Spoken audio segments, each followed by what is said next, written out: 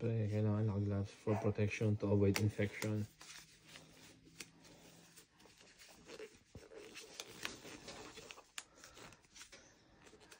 This is the life of a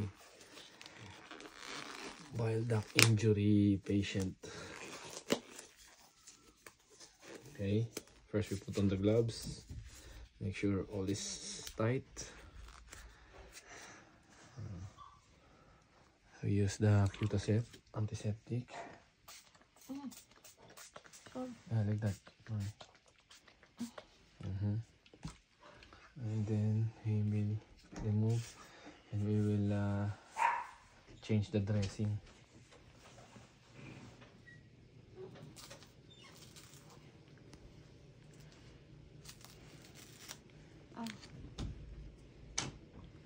It's okay.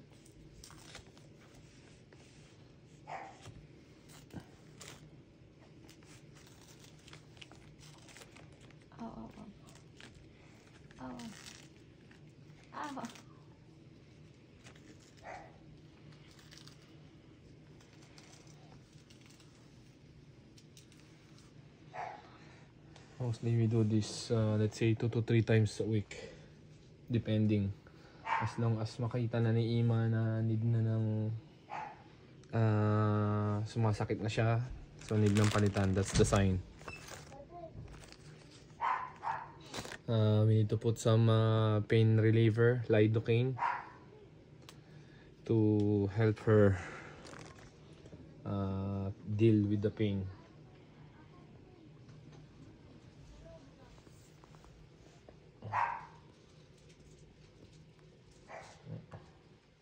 So about 2 to 3 drops depending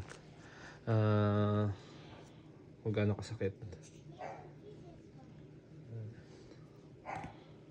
Then we will start the cleaning of the wound. First yung mga side muna.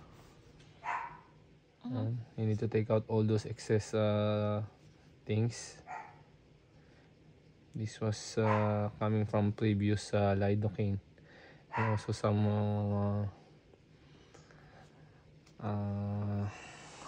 fluid from the wound itself.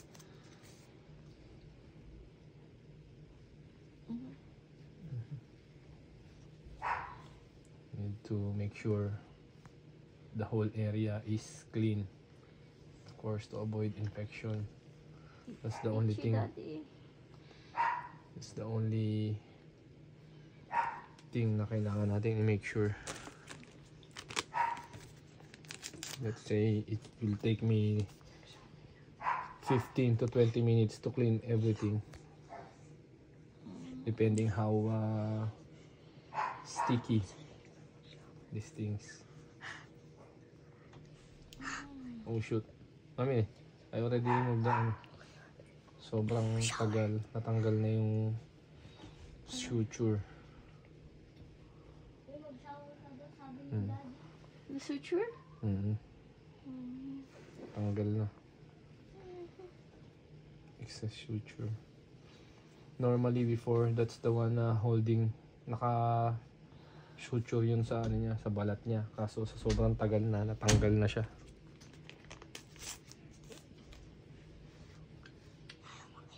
Do you feel some pain, mommy? Itchy. Itchy lang. And that's good. That's one good sign. Ayan. Almost malinis na. Before, naglalagay kami ng Bactroban. But since napunta kami dito, since start of vacation, hindi na kami naglagay. Kasi sabi ng brother ni Ima, ano naman healthy wound naman siya. So talagang we just need to make sure na malinis lang talaga yung area, then it should be enough. I think one more, then it would be finished. So just make sure all area are clean.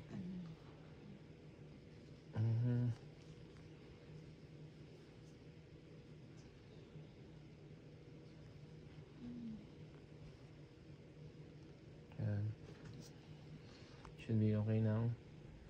So next time, Chanel, you will be the one doing this one together with ate, ha? Chanel?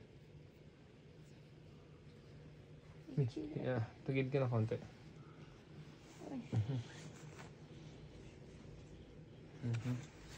Yeah, we just have to clean one more time. Maybe one of these. Daddy. Daddy. Wait, I'm busy. I'm doing something. Wait. Are you gonna send that to YouTube? No, Why? only on Facebook. Is it painful? No. It's itchy.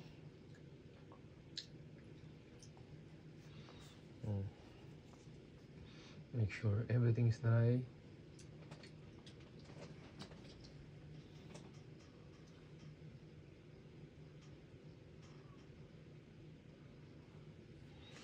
Okay, that would be it. Then we will put the new dressing. This is what you call the Tegaderm with a special patch inside to make sure everything is sealed, so no infection will occur later on. So I think only here in the US meron ito, because in the Philippines we only have the normal Tegaderm, only a film like this. It's like waterproof only, but this one is with a special gel inside. So we will start to put it on. You need to peel the plastic out, and then make sure you hold it like this. This hole will be the one on the in between the tube, the blue tube, yeah. And then just make sure The blue line. do it like this, like that. Carefully put it in.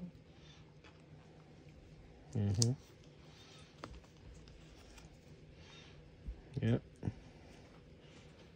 and it should be finished within 5 minutes, everything. And then when everything is already tight and secured, you peel out this piece of paper like this, and then follow it by your fingertips to make sure everything is Stick. properly attached, like that. It's a waterproof thing. Waterproof, Daddy. Yeah, like this. So now it's good. It's yellow. The gel. Oh, okay.